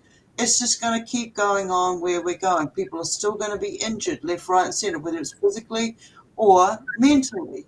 And this is why we're here doing this today. And I 100%, 99% appreciate you coming on today, Maya, and being, having this spontaneous combustion. When I do the spontaneous combustions, we're going deep. We don't know where it's going to go, but we're talking from the personal, deep experiences that has transformed who we are into what we are and why we do what we do, why we think the way that we do. Government programming isn't going to last much longer as long as we step up to the plate and say, hey, wait a minute, I question that. Where did you get your information from? Just the other day, yesterday, because of my skill base, I'm able to go in and find a photo, backtrack it, and find out exactly where that photo came from, who took it, who published it, who owns the rights to it. Because there are people out there now, and this is the latest scam that's going around, just be aware of it, is organisations are going to turn around and say you can't use their material because of plagiarism, copyright, etc., etc. But when you go deeper into it, you find out that their words don't mean shit. All right? They don't mean shit if it's not sent with the right to your ID. If it's just dear whom it may concern, they don't know who you are. That is a scam. If they don't sign it with both their full name and surname and their company details and contact details, it's bullshit. It's just there's so many scam artists out there that are putting in information into this AI system to be able to turn around and scam us. We need to be on our game constantly. And this is the part that really pisses me off is this is not an existence. To look around and see the trees suffering, the landscape suffering, all animal and mankind suffering, our air has been changed. We got to go, okay, we can't be fighting amongst ourselves. We got to be, just tell the friggin' fucking truth, and then we can move forward from that. We can see who we can work with, and we can stop all of this other stuff from happening because they are terraforming and destroying the planet that we all have in common. And we need to be able to do something about it because our governments aren't, the militaries aren't. I know some really good lovely people that have gone to the military because of family lines, family generations, programming's out there. You got to do this. This is what you got to be a doctor. You got to be a psychiatrist because your family members were. You don't got to be shit if you don't want to be. You want to go out there and do singing. You want to go out there and do writing. You want to be an actor. You want to do whatever you want to do. Do it because you want to do it, not because somebody else dictates to you that this is what you got to do. All right, and that's the first part. That is the first part. Allow yourself to do it. If you suddenly are coming out of the closet because you're gay or you're bisexual, as long as you're not perpetrating the innocence out there, then I don't have a problem with it. It's like, yeah, move on. Your turn. Yeah, I mean, I know Maya knows where I can go with this, so Maya. Yeah, I do believe that we need to stop the stupid fighting and the lying, especially now. I feel like that was part of the point of putting certain people in certain places in certain channels or certain, I don't know, it was to break us up and make, make it harder for us to come together and find truth, find actual logic and critical thinking, um, because it's all, fuzzed over with crap and bullshit. Um, and also, you said something about the military line. My family has a strong military. I almost got sucked into, but again, I'm the black sheep, and my inner self was like, no, you're not going to do well at boot camp or having some stupid man in a suit tell you what to do. So, I mean, I took the ASVAB and everything, but yeah, no, something inside of me, thank God, I listened to it. But yeah, that's definitely a deep programming. My dad's side has like almost all, how many kids? Four of the six children he has are all in the military of some form: Navy, Marines, Army. Yeah, so it runs deep. Again, where are the the subliminal messages? Except for that, this is what your grandfather did, your great grandfather did, and everyone somehow looks down on you if you don't have some kind of stripe or badges. But Yeah. yeah, but Yeah. yeah, I think that we need to do a lot more inner stuff, uh, l- focus less on the outer bullshit, the stories that are fantastical eyes or fantasized. Like, I know it all seems um,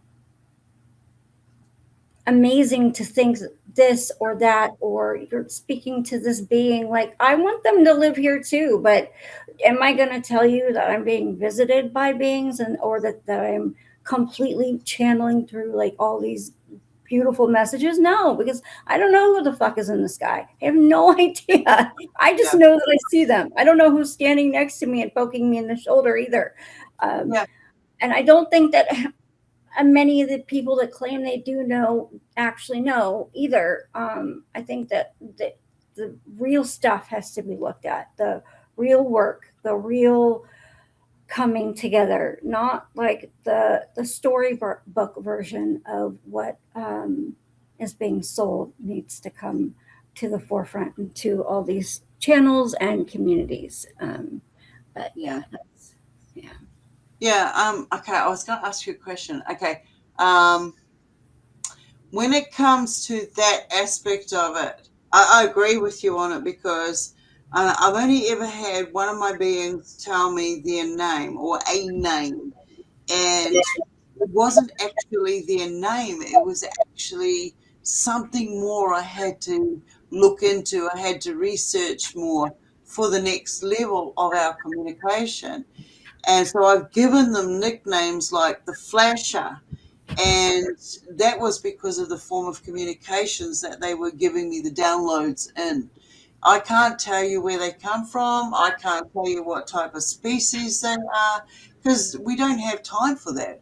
When they come in, there's a download, there's a communication, and there's an action. And that's it. Yeah. That's it. I move on, I get the action done.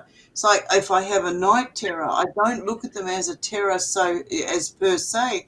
I'm now at a, I've been at this stage for a long time. It's an accessing a different dimension where informational work has to be done, and that's where I go, I do it, and I come back and I get out of that state. But it doesn't mean that I know their names or any of this information. Just recently, a chap put out a video of a green orb coming in and going underneath what they call I mean, this is what I know it is. I'm not in America. I don't know shit about America. Um, but it was the St. Louis Arch. Now, about, what is it, 26? So 3 years ago, 2 or 3 years ago, I did a remote viewing class. And in that remote viewing class, I drew my picture and I drew an X marks the spot. And in that spot is exactly where this bloody thing comes in, goes under this arch, and totally vanishes. So, so we have abilities that we do not recognize because of the amount of distractions that the government agencies have put out there, so that we don't get in touch with ourselves, so that we don't acknowledge, and this is a very important key, is acknowledging that inner self, that inner voice, being able to recognize the difference between the inner voice and the MK Ultra voices, Voice to Skull, and all the other programs that they play. All that stuff is very real. My big beef at the moment is Epstein files. What a crock of shit. I don't believe that he's dead. I don't believe that this should have taken the amount of time that it's taken. This is just stonewalling, gaslighting, all of the bloody labels that the psychological side of it will throw it out there to target people who have been victims in these types of situations, to keep them distracted from everything else that's going around them, everything else that's going on around them. And there are a lot of different scenarios going on. um, I have never seen one proper pedophile be taken down properly.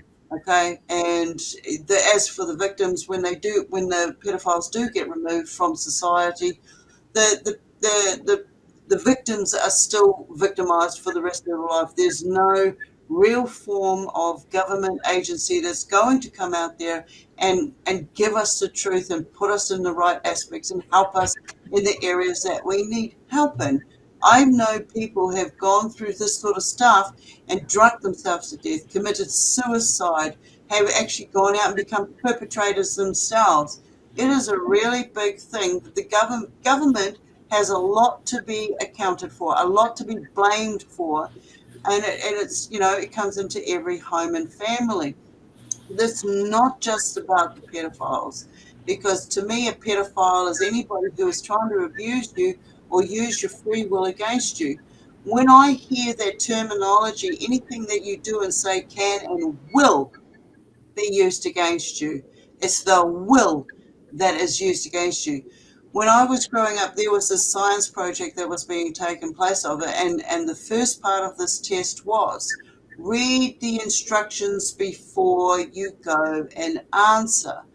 And 8 out of 10 members in the class failed because they went straight to the first page. They didn't read the instructions, and the instructions told them right exactly what to do. And it's like, okay, this is NLP programming, and I see a lot of people in these different communities using, even if they're aware or not aware of it, they're using it because this is what they've been brought into. They've been taught this way. They don't even know that they're part of the whole Stockholm syndrome, and there's many levels to it. So, coming into, where does one develop the hurt from? For me, in the work that I've done, hurt equals expression. When we're shut down or we're told that we're wrong, don't speak out, don't put your hand up, don't answer a question. What you've got to express, whether it's spiritually or otherwise, is not accounted for. It doesn't mean anything. But if you're going through a government agency, one thing they'll ask you, and it's got nothing to do with what you're experiencing or why you're even there, they'll say, what are your belief systems? Now, when they do that, what they're doing is they are targeting what your belief system is, because they can't work with the other material. Everything is a game, okay? A game is at foot. We are the investigators. We are the ones that are on. I had to put my whole life, whole experiences into an adventure. Otherwise, I don't think I would have been able to get to where I'm at right now. All right. And I'd like to say I've got my head screwed on pretty well, but I have my moments like everybody does. So what would you say for people to watch out for? What are the signs of forms of manipulation from, whether it's somebody in your own household, family, and also what are the signs to be concerned about if you think somebody else is being abused sexually, mentally, physically? So manipulation for me, it's always, not always, most of the time it comes down to that person always being a victim. So the constant victimization and never taking an accountability for their part in it. That's Yeah. always my one of my big signs because that's what I've experienced personally. Um, and the signs as far as someone being abused. Well, if that child is showing any odd uh, sexual behavior out of nowhere, like a young kid shouldn't be showing or being interested in that.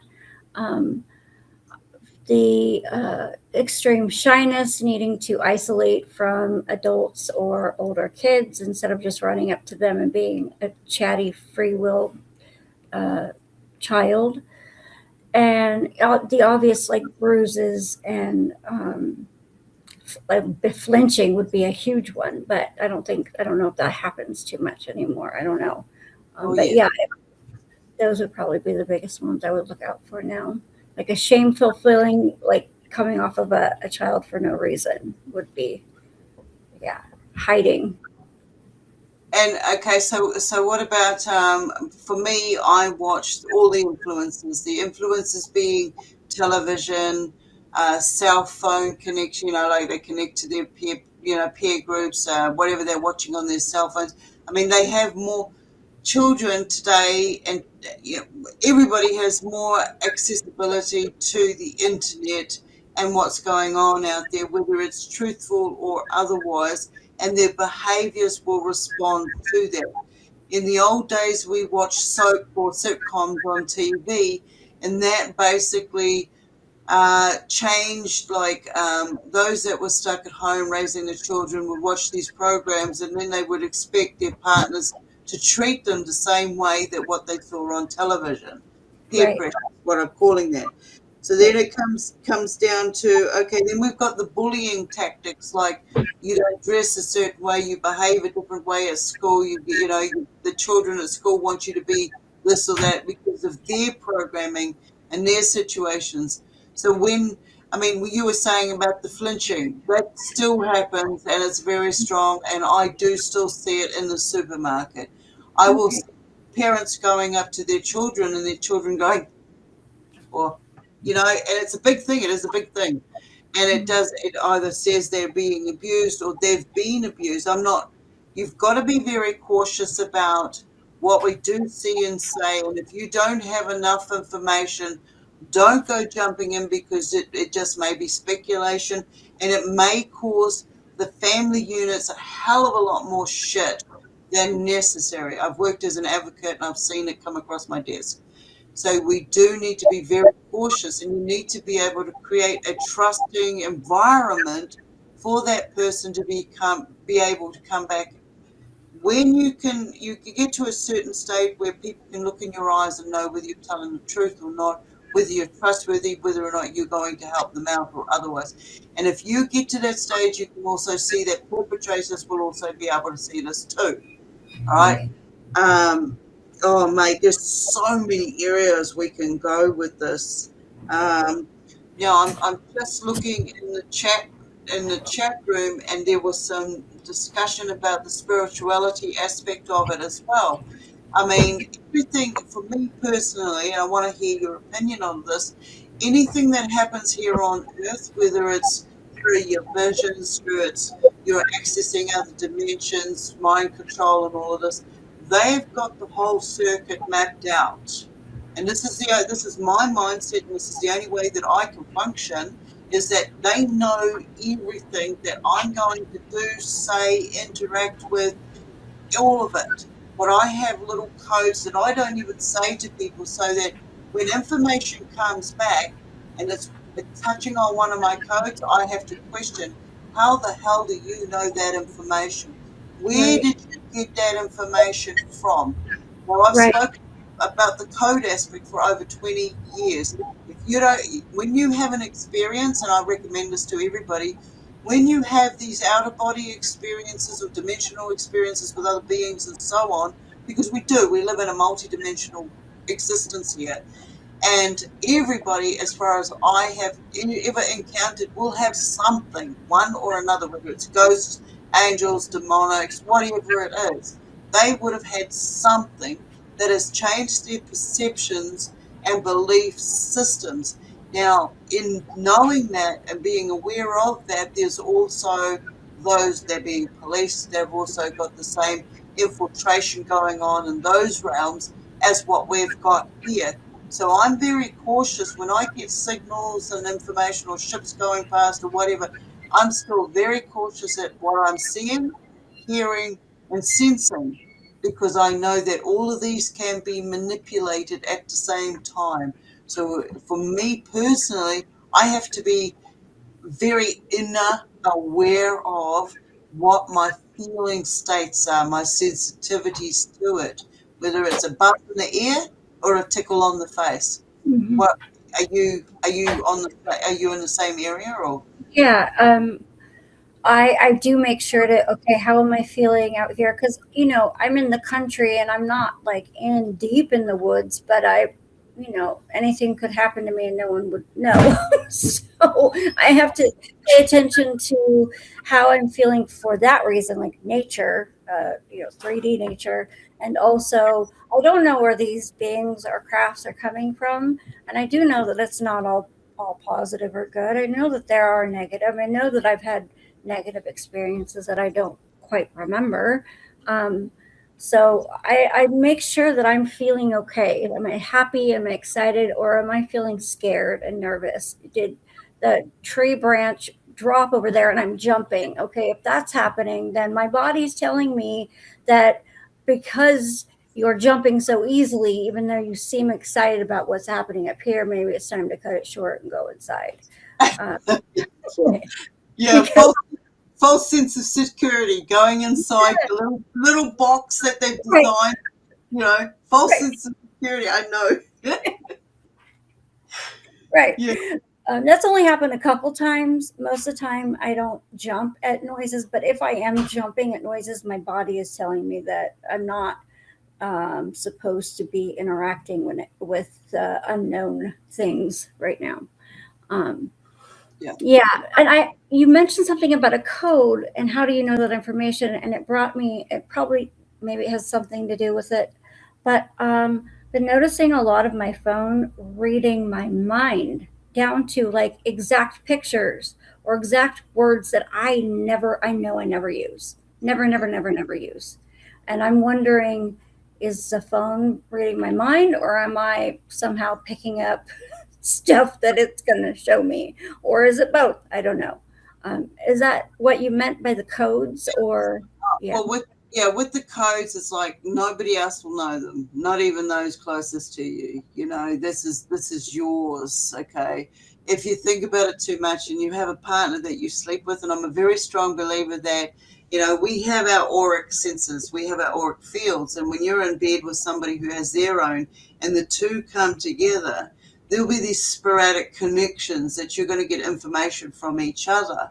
and Mhm. and this is one of the aspects when I do relationship counseling and stuff like this. It's not really counseling, it's just awareness of, and it's basically somebody can go out and I like that, and have that fantasy go on in their head, come back, get into bed with their partner, and the fantasy is going to seep onto the other person through the auric connection, and that person's going to pick up on that and go, oh, you're having an affair, and they start having a fight and all this shit happens. So when we become aware of what's actually going on between the two, then that eliminates a lot of it.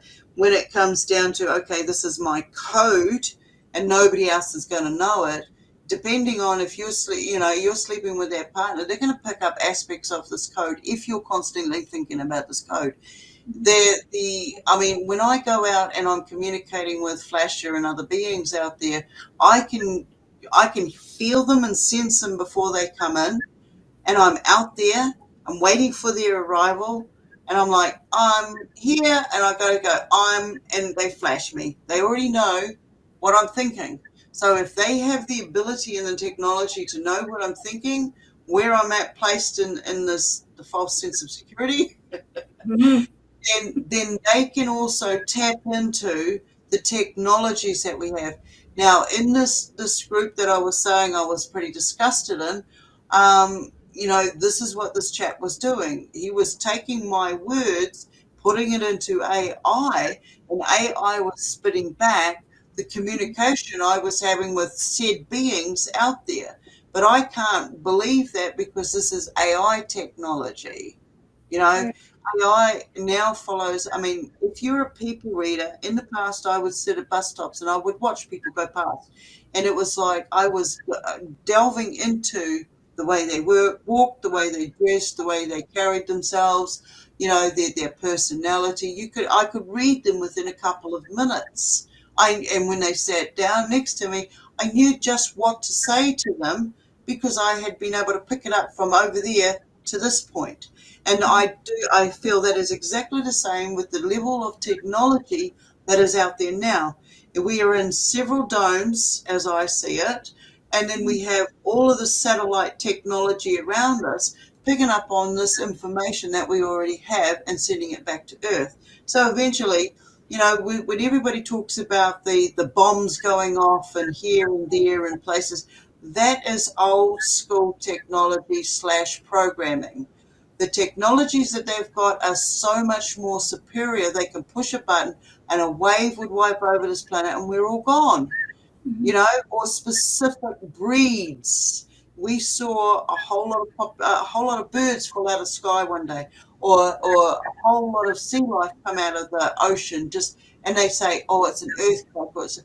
I put it down to signature frequency. They know our signature frequencies and are able to manipulate them. The mind thought onto the phone and so forth is no different to that. What is it? Voice to skull technologies. We have we have modems in our homes for us to be on the internet to do this. Now, these modem routers aren't just a device picking up and sending signals. They're also scanning us. All right. You walk into a supermarket, you see these two bars on the side. They're scanning devices. They can tell you what you friggin' had for breakfast, whether you've got a tampon inserted or worse. All right. So it's like, I'm just putting it bluntly. They have Mhm. got so many different devices out there that can pick up on our brainwaves and Yeah. manipulate them. All right. So, and we are very connected to the moon. We are very connected to the tides and the weather formats. When they play all these games with the weather, they know when we're at our best, at our peak, and when we're at our worst. And if Mhm. they want everybody to be in a depressive state, they'll drop the temperature. All right. Mhm. If they want you to be, I mean, I'm looking at the jungle juice. You know what I'm talking about, and Right. I see the jungle juice is spiked with heat, and the first thing people do is run for temperature drop down, the ocean, the shower, the baths, and as soon as they do that, it's like boom, blades come out, and these people suddenly you have um, people dying in their bathtubs or drowning in the sea when they've been expert swimmers all their life and all of this other stuff, and there's no real cause of death. Okay, they can't identify it, and I am in a strong feeling state that it's got to do with the spike. It is not the spike of DNA, it's the spike of nanotechnology on how it's going to behave, how it's going. Every parasite has a life cycle, and its life cycle is to eat and reproduce. Mhm. Eat and produce. And I see humanity, and I'm sorry to say this, but this is my reality, predator prey reality. That is us too. I mean, there's so much more to us, absolutely. And there's so many more things that we're capable of doing, and our abilities are off the charts. And as soon as we start kicking into using our abilities and becoming aware that there's so much more to our ability, and we want to do that, we want to know about that, these other forces come in and do their best to hijack it. Our sleep states hijacked. Everything is hijacked in one way or another. And so when they put us in an early stage of victim mentality, they use that through our entire life to stop us from developing the abilities and the sensitivities that we actually have. I see this planet as just, we're here for a temporary amount of time, but we can make this into our Garden of Eden because everything communicates. So if you have that code in your head or that word in your head, I mean, try it for yourself. Pick up one word in your head that describes something and see what shows up within the next 4 5 hours of you coming up with it. I used to say to my friend, "Oh, this is a really good invention. Let's come up with it. Let's do it. Let's do it." Don't tell anybody about it. And neither of us will even put it on the computer or anything like that. But within that 24 hours, we'll suddenly see, or something will come up on our desktop that will say, "Oh, it's already been done." So I look at us as a humanity, as every creature on this planet, as having a hive mind because we are connected as frequency creatures. And these other beings out there are very aware of the abilities that we possess and the abilities to tap into it and hijack us. Yeah. So That makes that's sense. where I'm going with the code with Yeah. what you're saying. Okay, I'm gonna try it. See what happens. Yeah, yeah, absolutely. Anyway, I'm looking at the time. Is there anything else that you would like to cover right now? Or we can go on to thanking everybody for coming in and being part of this. The role that you play is very, very important. Just, as long as you can stay firm in your authentic truth and be allowing that truth to change like that, okay? Being able to say you're growing with your truth, your authentic truth. Today, what you know today will be different tomorrow, allowing that growth to take place, allowing yourself to be able to identify what is not working for you, those that come into your fray and try to disrupt you in any way, you are able to stand in your power, your mana, and say, no, thank you, that's not going to work for me. This is where I am at. Adios, if it doesn't work. Be truthful and honest and protective to those that you care for around you. And, there'll be times when you won't be able to help them. They have to find their own path. And if you can be there, like in 10 years' time, I might be totally different. I will be.